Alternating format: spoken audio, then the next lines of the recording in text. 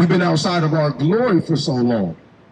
All that we have to aspire to is what they tell us that is good. But all that they put on the pedestal, it ain't good. We chase money, what happens? We die for it. We chase glorification and all these vain ways. We wanna spit the most bars. We wanna do the best dunks. We wanna do all this shit that only lasts but so long, right? Things that are pertaining to the body that fades away. And when that's all gone, we got nothing else to show for it. Like we're looking at brothers like Genuine right now, right? He say he's still the same OG.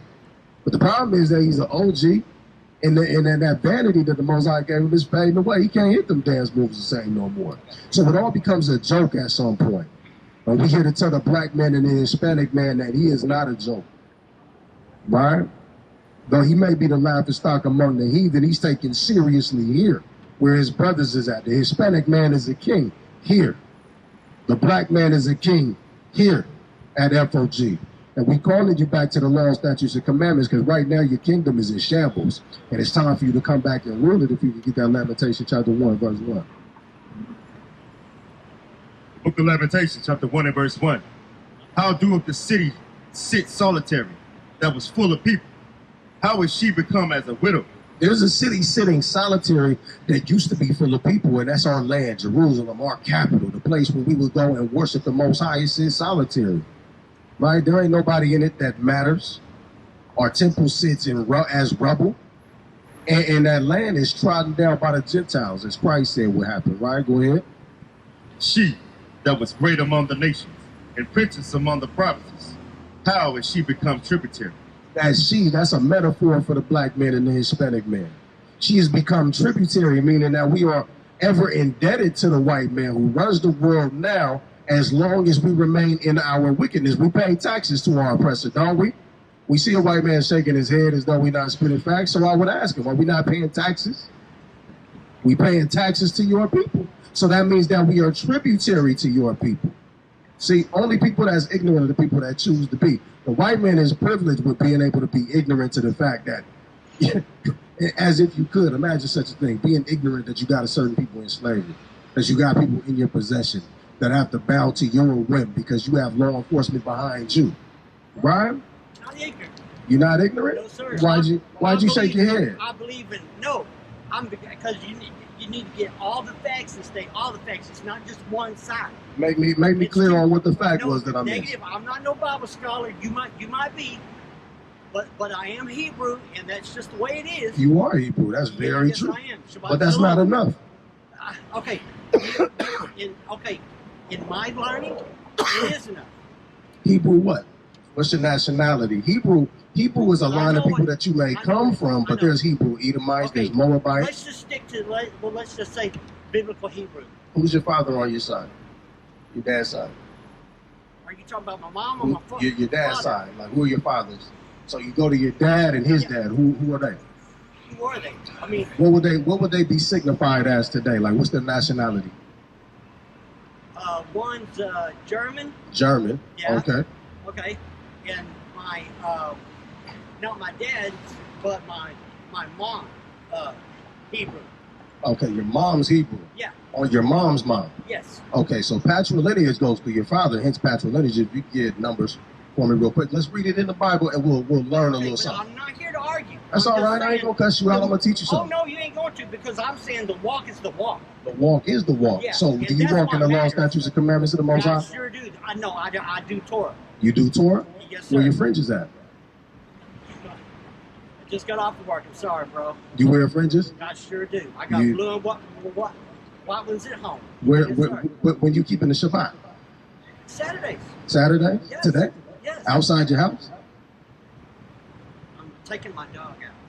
Okay. I'm just checking. I'm not doing work, bro. When's the Passover coming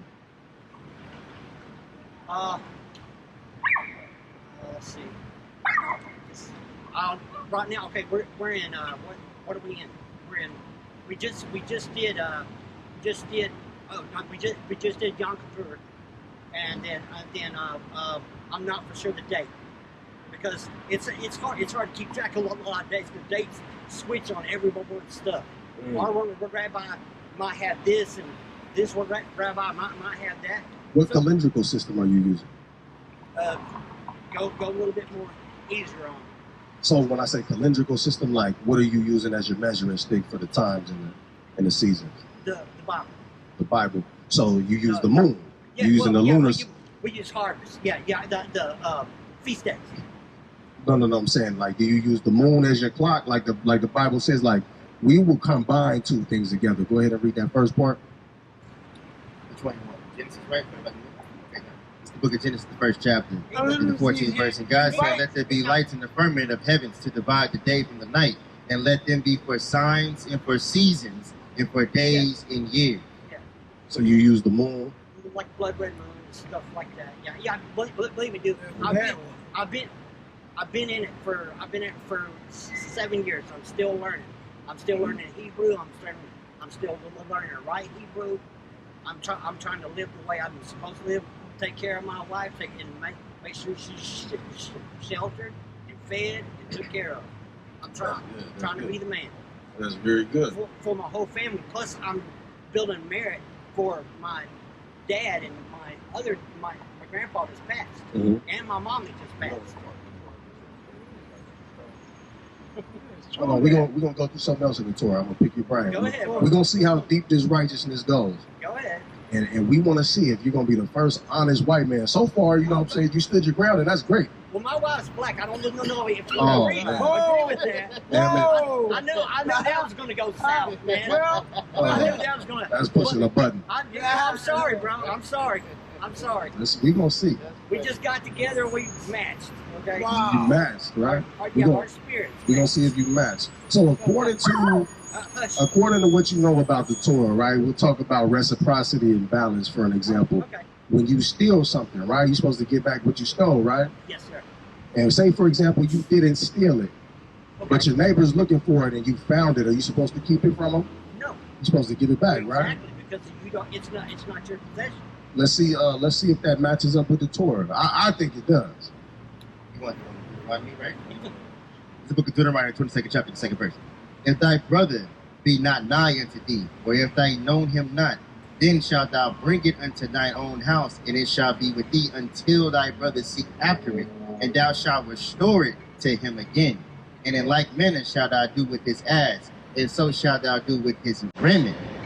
And with all lost things of thy brothers, which he have lost, and thou hast found, shalt thou do likewise, thou mayest not hide thyself. Don't hide it, right? So let me ask you this. Now we're going to go above and beyond. Do you believe in Hamashiach? Yes. So you believe in who the world calls Jesus Christ? Oh, yes, sir. So when your brother sued you at the law, you know what I'm saying? So you believe what he said about if your brother sues you at the law, and he wants your cloak, you're supposed to give him your coat and your cloak, right?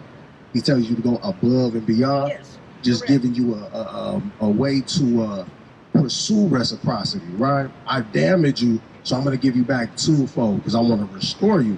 We're going to see how deep this goes because that's all right. He believes in it, so he knows it's there. But we live in a society where most white people, they put themselves up on this pedestal where they're so They righteous. say they're privileged. But then they look at us like because we use certain language, because we dress a little differently, we the ones that's messed up. We don't look saved, I'm right? the rare breed, bro. You the rare breed? Because my wife describes me as country hood. That's just. How long you been in America? You was born in America? Oh, yeah, bro. Yeah. Okay. But you would agree that America is a home of migrants, even when you deal with white people, straight right? up, yeah. Is that good or bad? That's what you're bringing in. I don't know. See, It depends. I'm Israel bound. That's where I want. That's where I want to go. We'll talk about that too. Oh no, I gotta go in a second. But Well, I just don't go get. no, because my wife always says, she said, "Baby, don't talk to them. You're gonna get into it." And I'm like, "No, I think I can handle it." Man. Yeah, because you're the man of the household, so you lay down the law. Exactly, yeah. So this could help us because we in a situation where we're forced to believe that all white people are dishonest because every white man has lied. So I want to really pick your brain, but I don't want to rush it, right? So don't be antsy, right? Because if we are to be brothers, then we got to start here, right? Correct. So how did the white man become able to migrate to the Americas? That started with what? Migrate to the okay. Are you talking about just when the white man came? Oh, as far as I know, the Indians were here first for sure, and then we pretty much, not we, because I don't say that I'm we. You know, I'm just me. But they pretty much came and encroached on everybody's, you know, rights and took over, and you know, and I'm not sure if the first time was Columbus. I'm not for sure about that. But I was just speaking to my wife when we were discussing about Dahomey and Benin, and the tree they made the circles around where they had to forget their past and stuff. You know, slaves.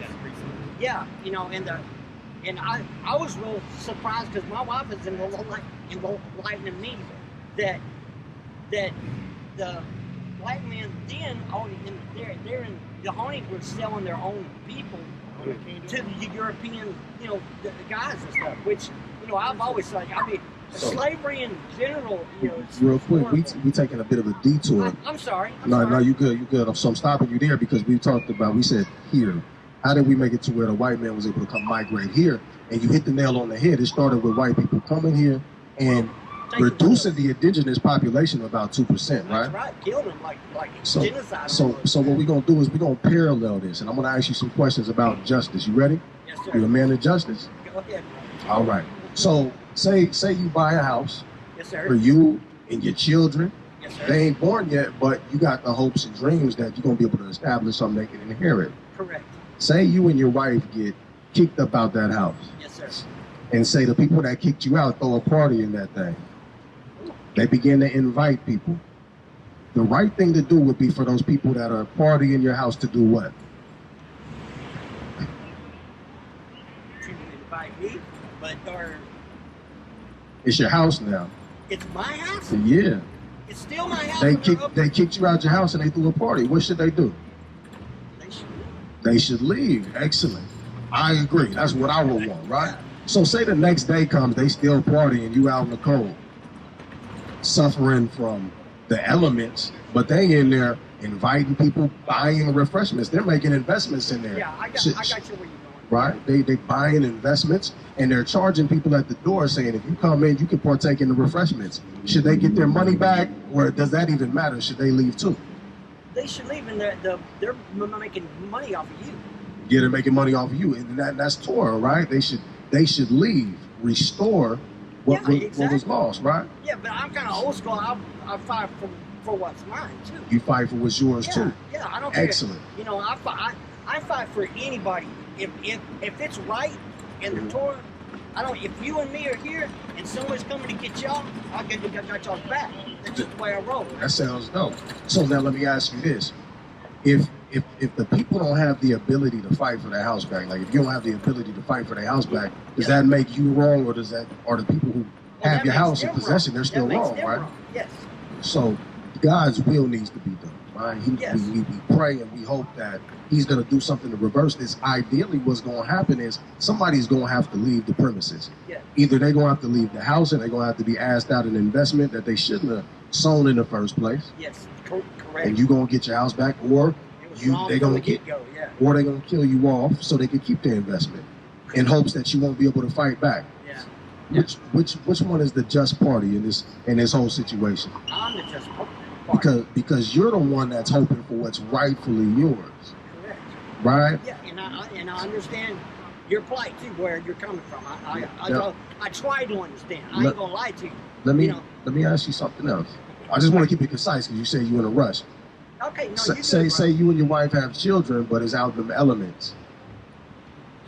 Now it's getting complex, right? They don't know what home looked like, but you knew what you were trying to set up for them. Yeah. Say one of them people throwing a party in your house is just kind enough to marry one of your daughters. That's a negative. That's a negative. Yeah. Holy shit. No. So now we're dealing with they're not going to be in that mix. But we're dealing with a conundrum, though. But you're dealing with a whole bad the element and the spirit. I mean, they're not. These people aren't even in the Torah. But the element of the spirit is this. I'm supposed to control my family and take care of them. But the element of the spirit is this. Everybody knows how this environment was set up, how it was secured. They know why they're able to have a party in there. and they're still paying their money, hoping to get in and get their fair share of the refreshments and the festivities, right? But they're still wrong. They want to do something fair, but they're building it on top of a wicked foundation. Exactly. And now they're marrying your daughter. I agree.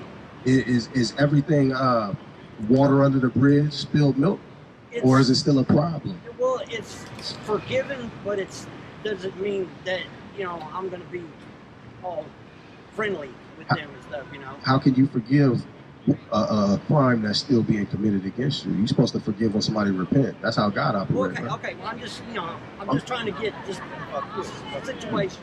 People are ask something. Go ahead, bro. Please don't take this the wrong way. I'm you be very honest. I'm gonna see if you can. You're okay. I'm gonna see. It kind of sounds like if you have a daughter, let's say hypothetically you have a daughter, you wouldn't let my son marry your daughter. Why not? I'm asking. I'm listening to the conversation. No, if y'all in the same wavelength, you're Torah, she's Torah, y'all y'all love each other, and you're gonna walk the same walk. It's just the way it is. Because I'm not gonna do it and say no, you're doing something wrong. Okay. I've already done it. So with that understanding, right? I'm with you. You're saying that my son can marry your daughter, but I'm the one who kicked you out the house.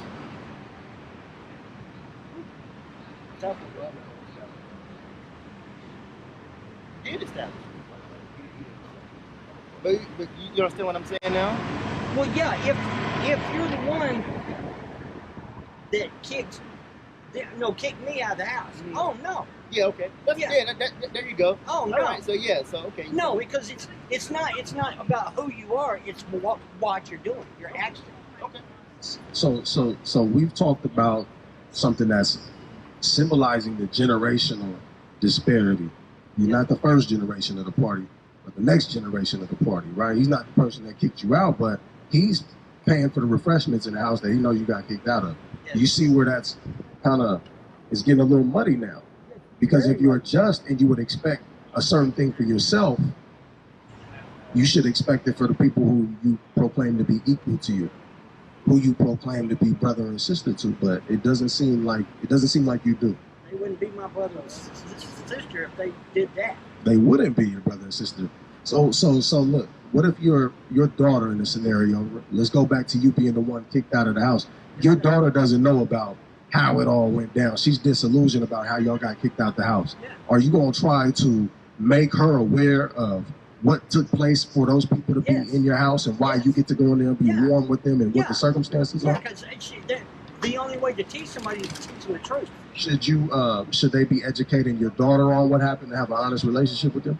Should they be? Yeah. No, I should be educating. No, I'm saying now it's out of your control. Like when a man marries a woman, he's the authority over her according to the Torah. So wouldn't it be just for the people in the house who have now kind of adopted your daughter? Wouldn't it be right for them to lay down exactly what went wrong so they have a honest relationship between them? Shouldn't they say, you know what, I love you, and this is how we got this house? You know, shouldn't they put her on to the history that she's been, you and her family went through?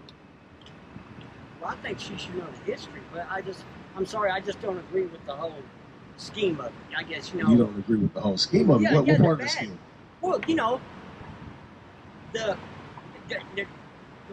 okay, listen, I know enough, but I'm still trying to learn. So don't be trying to trip me up and stuff. I'm just saying I'm being honest with you. I'm being boldly honest. You can pretty much, I'm very transparent. You can pretty much ask me anything, and I'll tell you the truth. That's good. That's great. Even if it says that my people were stupid back in the day, and but you know, there was all types of slaves, you know, but I mean, slavery in general, or anything of whatever we're talking about, is wrong.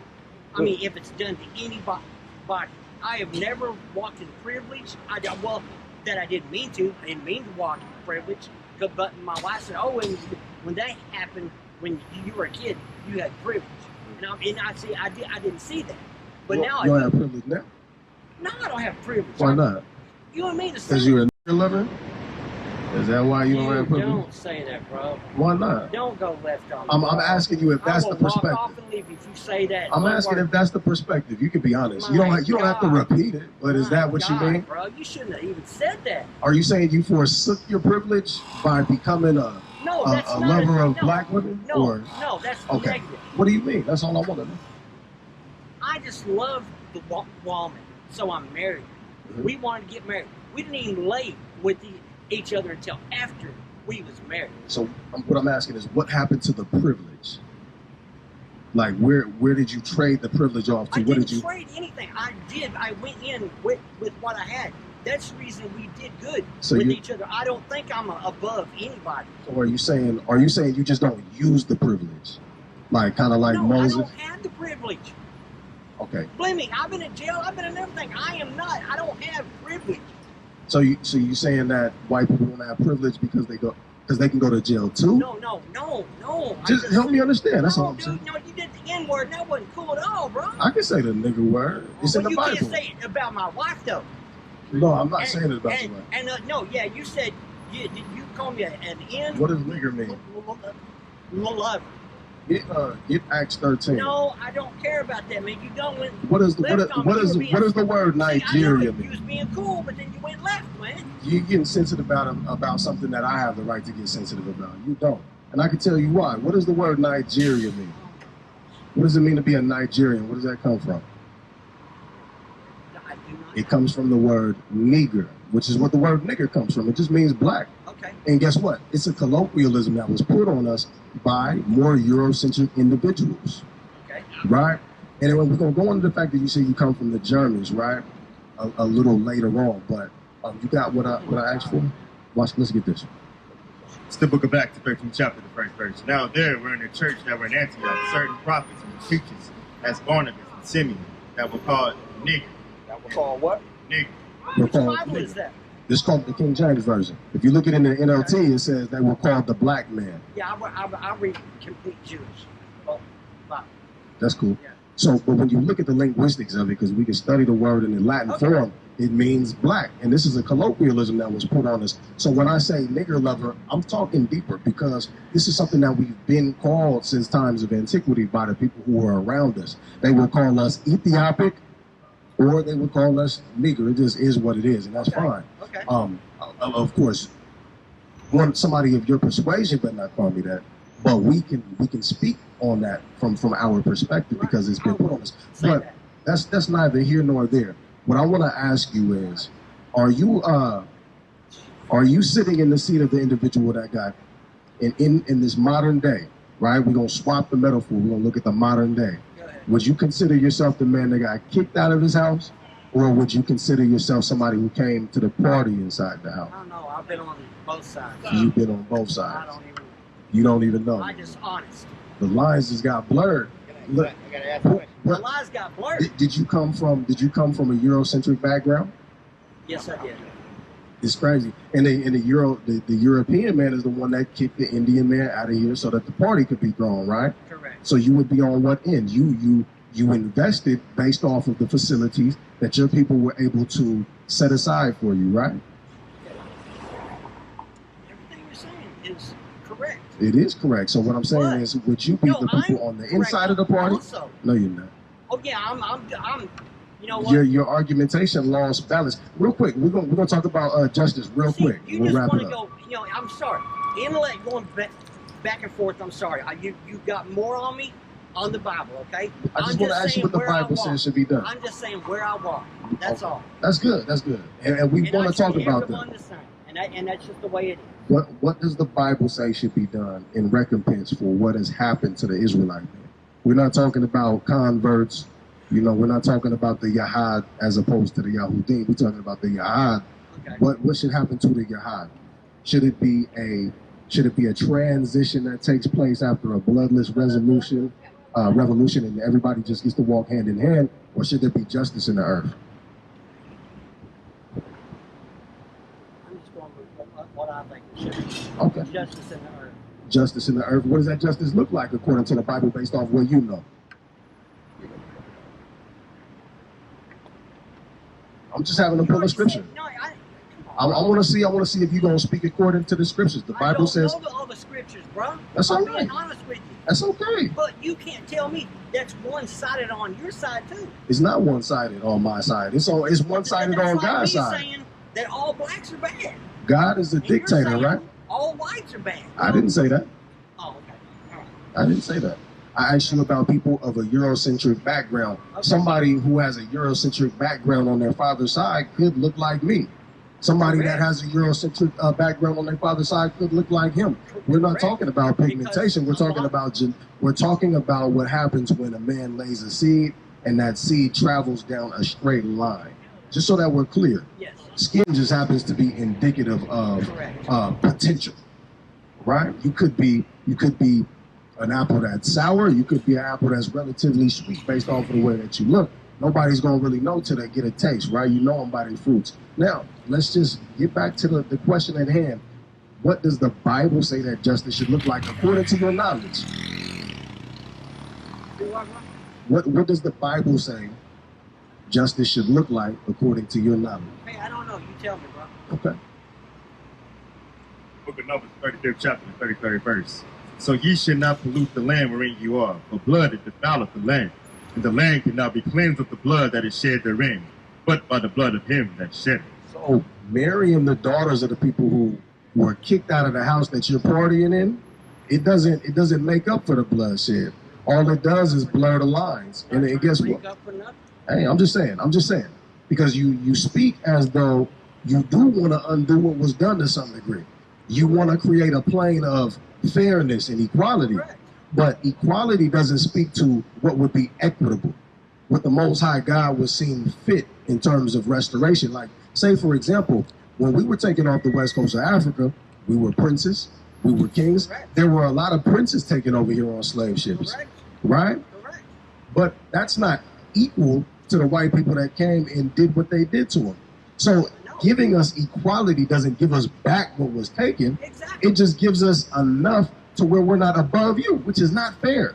Would you agree? I would agree. So what I'm saying is that God has something in mind that would be equitable, right? So when we're reading about the equity, right? So what I'm saying is that us joining hand in hand and pretending like everything didn't happen in hopes for a better tomorrow, it's not going to do the trick. Yeah, I'm not there. Go ahead, read the rest.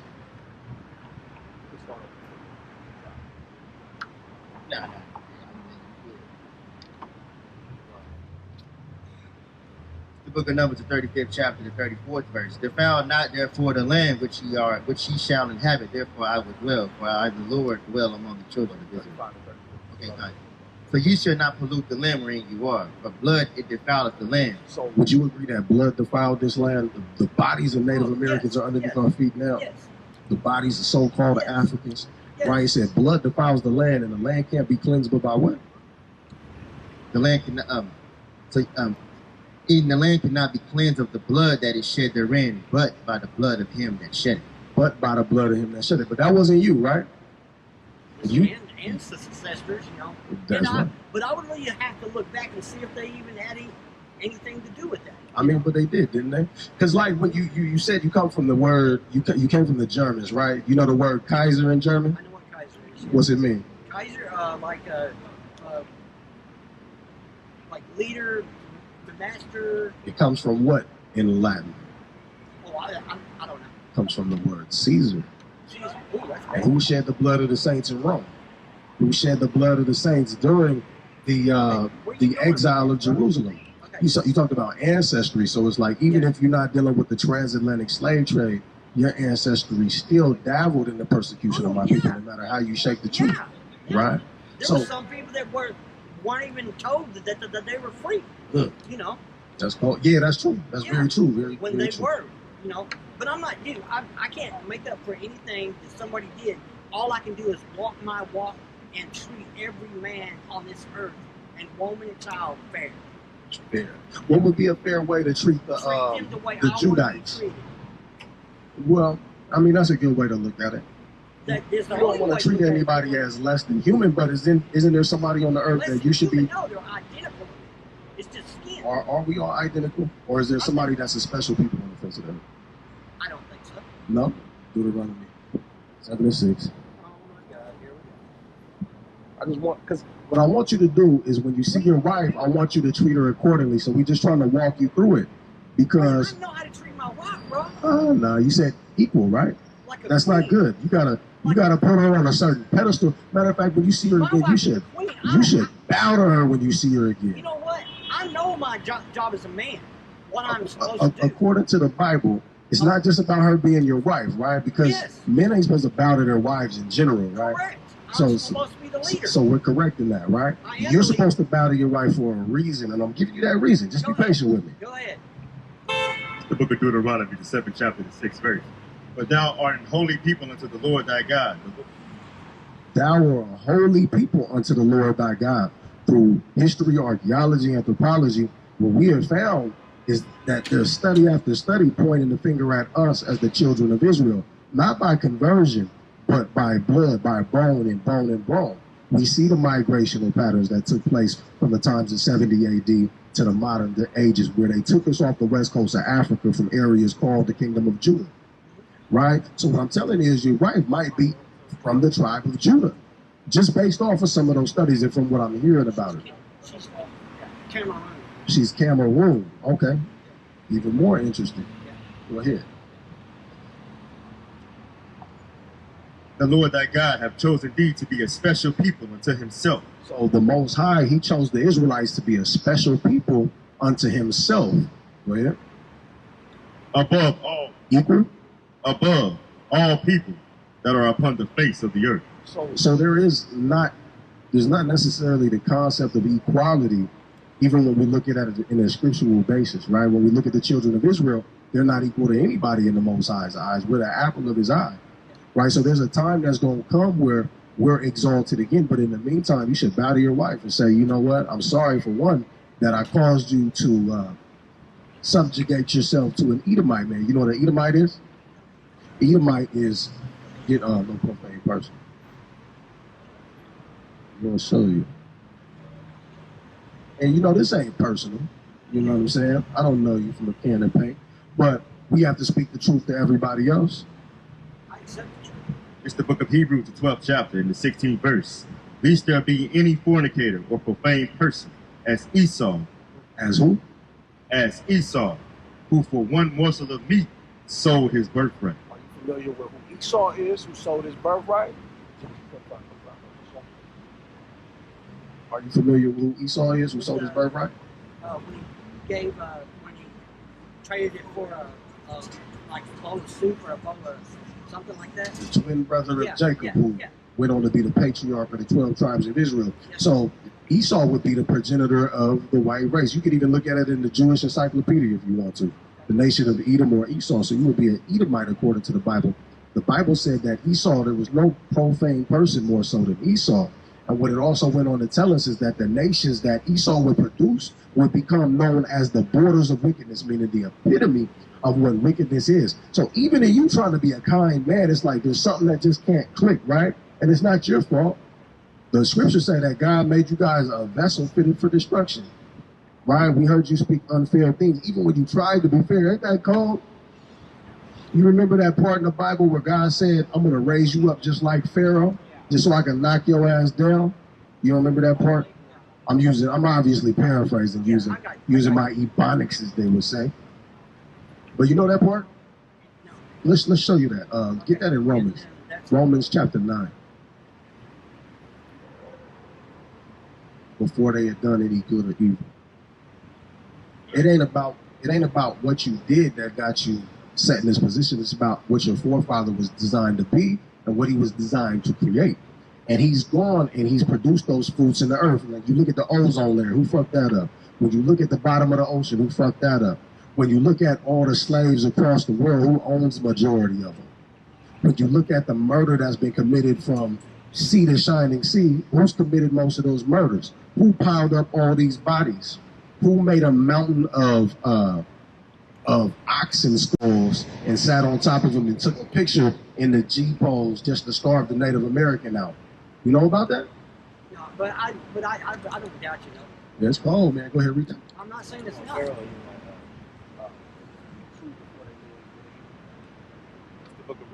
the book Romans, this is the book of Romans, the 9th chapter, the 11th verse. For the children being not yet born, neither have. This is talking about Jacob and Esau. So like, For the children being not yet born, neither have done any good or evil, that the purpose of God according to election might stand. so you know about the election, the chosen seed line, right? You got Jacob that was choosing the rule, but you got Esau. It said that the elder shall serve the younger. Esau was born first, but his destiny would be that he served. That's why you're supposed to bow to your wife, because you're supposed to be serving her. When this kingdom is over and everything that your ancestors built turns into the pile of shit that it really is and all that it resembles, it says that Jacob is going to be the beginning that follows. And we're going to rule the earth in righteousness. And the scriptures say that when the righteous show authority, the people rejoice. And when the wicked rule, the people mourn. People are mourning right now because of what your forefathers have done, whether we try to polish the turd and pretend it's a piece of jewelry or not. You know, the smell's still coming off of it. Go ahead and finish that. For the children being not yet born, neither have done any good or evil, for the purpose of God according to election might stand, not of works, but of him that calleth. Oh, that's amazing. It was said unto her that the elder shall serve the younger. Remember we talked about that? As it is written, Jacob have I loved, but Esau. Does God hate anybody? Good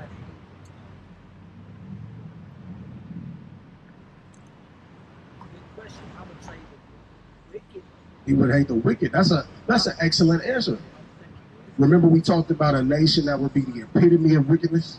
Yes. All right, go ahead and read that again. I'm not saying it's not. As it is written, Jacob have I loved, but Esau have I hated. According to this lesson, Jacob and Esau. Esau went on to produce the Edomites, right? Edom. Yeah. He hates Edom. Right? Go ahead. Verse 14. What shall we say then? Is there unrighteousness with God? Unrighteousness with God, we would both agree, hell no. The Most High is everything.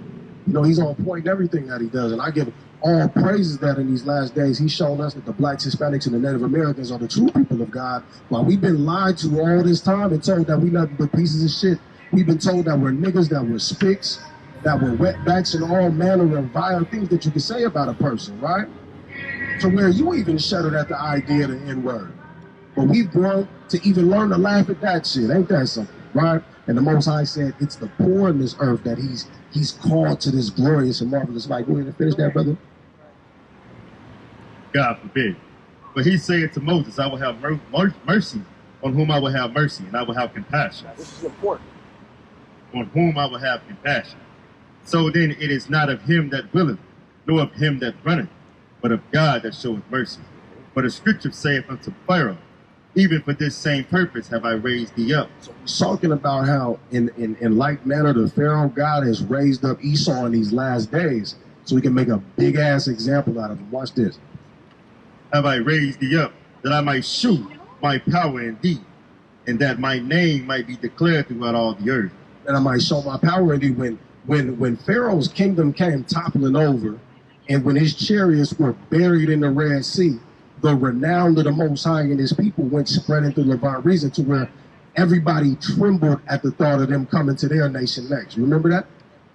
When we went and we conquered the land of Canaan, right? The Most High has raised the white man up in these last days for that same purpose, because nobody could beat the white man in warfare, right? What you're doing. Amen. Nobody could beat the white man in warfare, right? The white man could beat his chest like King Kong and say, who could deal with me, right? So your nation is going to have to defeat itself from the inside out, right? Russia's going to have to come against you. What is he doing right now? That's exactly right. He can see it. All praises to the Most High. So y'all going to have to blow your own faces up off the map, right? That's what's going to happen. And the Most High is going to raise us up in your place, right? But guess what? He's going to send his angels to save who? The same people who have been told by the white man that we ain't shit. So when you go home to your wife, bow to her and say Salakia. You know what Salakia means? It means sorry in ancient Hebrew, the tongue that her forefathers would have spoke thousands of years ago. You go home and apologize to her and you bow. And don't ever forget who you waking up next to every day.